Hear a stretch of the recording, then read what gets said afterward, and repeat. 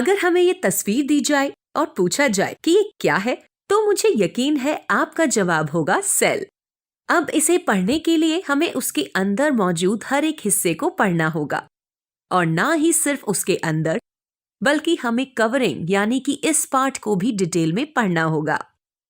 क्या आप मुझे बता सकते हैं इसका क्या नाम है? बिल्कुल सही, इसे सेल मेम्ब्रेन या प्लाज्मा मेम्ब्रेन कहते हैं। हमारे पिछले वीडियो में हमने पढ़ा था कि सेल मेम्ब्रेन स्वभाव में सिलेक्टिवली परमिएबल होता है, यानी कि ये कुछ चुनिंदा चीजों को ही सेल में अंदर बाहर होने देता है। क्या आप बता सकते हैं कि प्लाज्मा मेम्ब्रेन किससे बना होता है?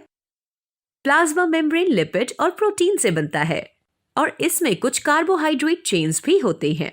सेल के अंदर और बाहर दो चीजें आसानी से मूव होती हैं, वो है गैस और पानी। क्या आपको लगता है कि इन मॉलिक्यूल्स को मेम्ब्रेन के आर पार होने के लिए एनर्जी की जरूरत होती है? इसे समझने के लिए चलिए एक आसान सा एग्जाम्पल लेते हैं। हमें पता है कि एक पानी के ग्लास में इंक की एक बूंद डालें तो क्या होता है?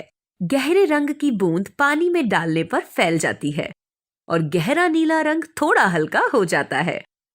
अगर हम मॉलिक्यूलर लेवल पर देखें तो इंक के मॉलिक्यूल्स जो एक ड्रॉप में कॉम्पैक्ट रूप से भरे होते हैं, पानी में डालते ही एक बड़े एरिया में फैल जाते हैं।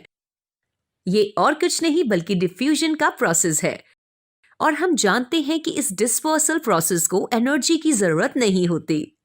मॉलिक्यूल्स बस मौजूदा जगह में आसानी से हिलने की कोशिश करते हैं, और इसी कारण डिफ्यूजन होता है। यही चीज देखी जाती है जब गैस या पानी के मॉलिक्यूल्स मेम्ब्रेन के आर पार ट्रैवल करते हैं।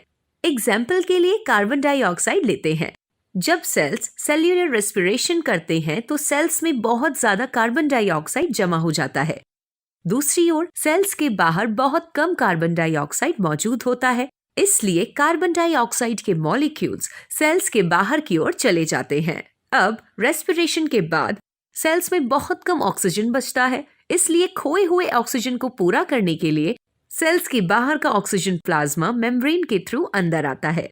इसका मतलब है कि कार्बन डाइऑक्साइड बाहर जाता है। दोनों गैसेस हायर कॉन्सेंट्रेशन से लोअर कॉन्सेंट्रेशन वाले एरिया में मूव होते हैं, और इस डिफ्यूजन के प्रोसेस को एनर्जी की जरूरत नहीं होती है। डिफ्यूजन एक ऐसा प्रोसेस है जिससे बहुत से सब्सटेंसेस का सेल मेम्ब्रेन के आर पार आना जाना होता है। लेकिन यही सिर्फ एक प्रोसेस नहीं है जिस पर सेल डिपेंड करता है, और भी कुछ तरीके हैं जो सेल्स अपनाते हैं सब्सटेंसेस के ट्रांसपोर्टेशन के लिए। चलिए अगले वीडियो में इन प्रोसेसेस पर एक नजर डालें।